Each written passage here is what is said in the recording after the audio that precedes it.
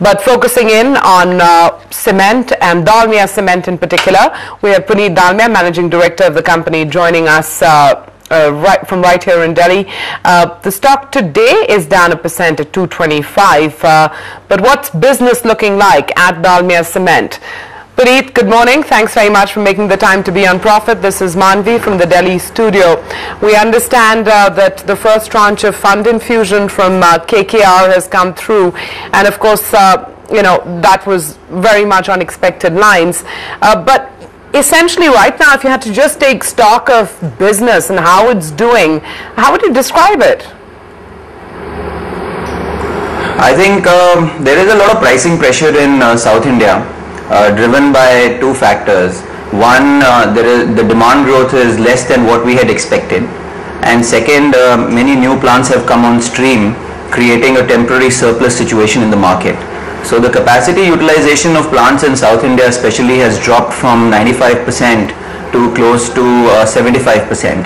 And over and above that, the demand growth, which was in 8 to 10% range over the last 2-3 years, has shrunk to 4% this year. We are seeing that in Andhra Pradesh especially, where most of the new capacity has been added, the demand growth is actually minus 7% for the first 4 months of this financial year, and that is driven largely by a weak government. So I personally see, I have a very cautious outlook over the next 24 months, and I think people who have staying power will be able to ride through this downturn, but people who don't have staying power will be stretched during this downturn, both financially and managerially. Does this performance have any material impact on the financial projections that you had made internally? Yeah, I think if I look at the first quarter of this year, most cement companies have shown a significant decline in profitability. The profits have declined by 40 to 60% across the sector in South India. This is driven by cost push.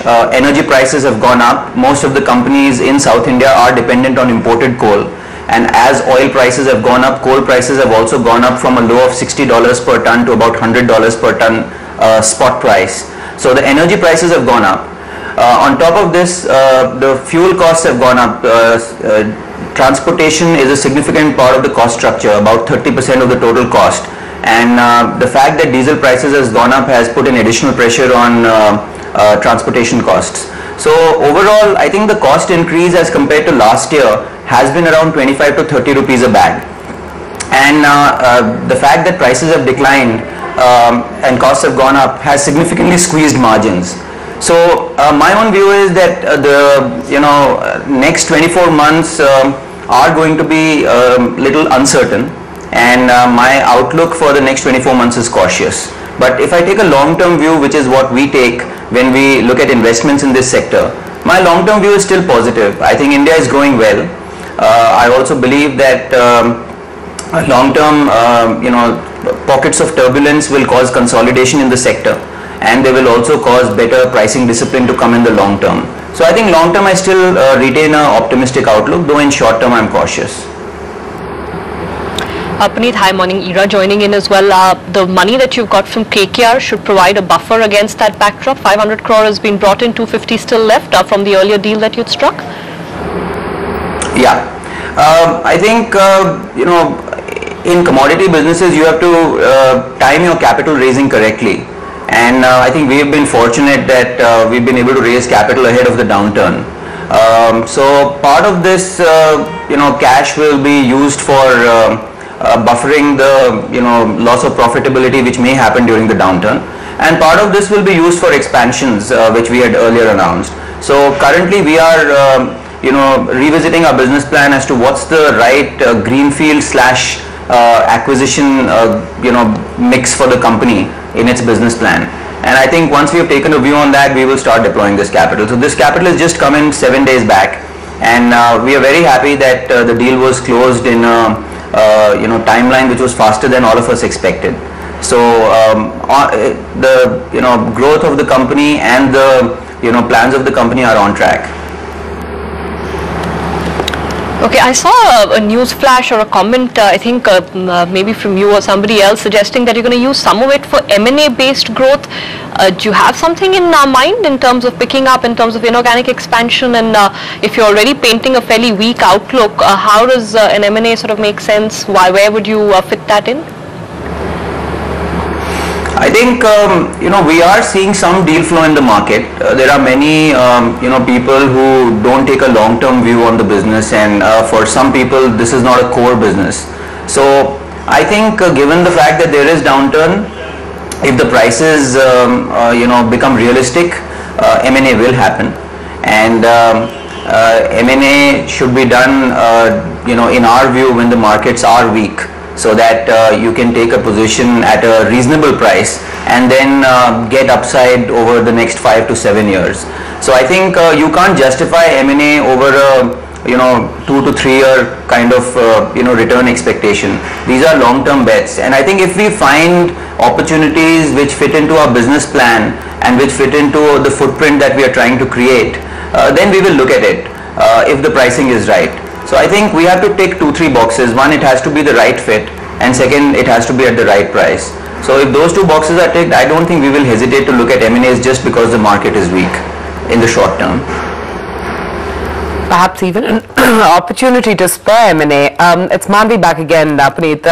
You alluded to the fact that you're looking at your business plans again and re-looking at green and brownfield expansion. Can you give us at least an inkling of what the rethink involves? Are you scaling back on your plans? What's the broad thought right now? I think we did revisit our aggressive greenfield expansions during the 2008 meltdown, because we were not certain about the demand growth in India and the global economy. I think now we feel a lot more confident about it. However, given the fact that the downturn is more intense than we had expected, we are seeing the M&A market starting to come back into play. So I think we have to be flexible in our plans, and while we continue to believe that the Indian market is very attractive, our greenfield and acquisition mix may change given the realities of the marketplace right now.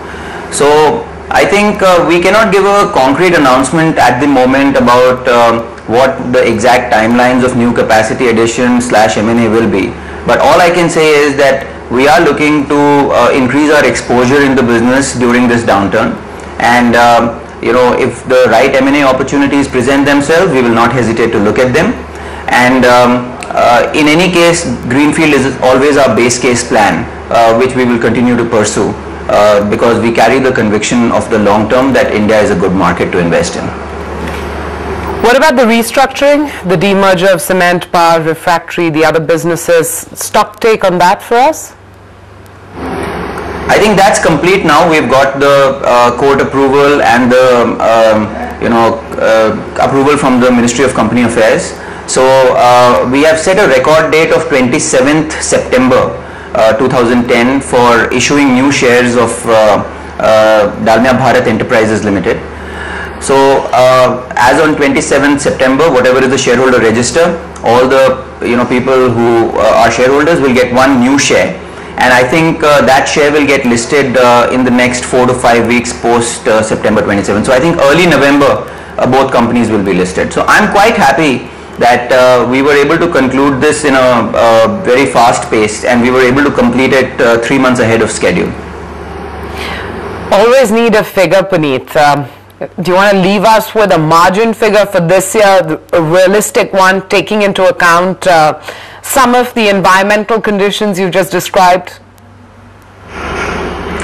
I think it's very hard to predict. In fact, my short-term prediction is that because of the cost push in energy and transportation and even interest rates, prices are actually going to move north.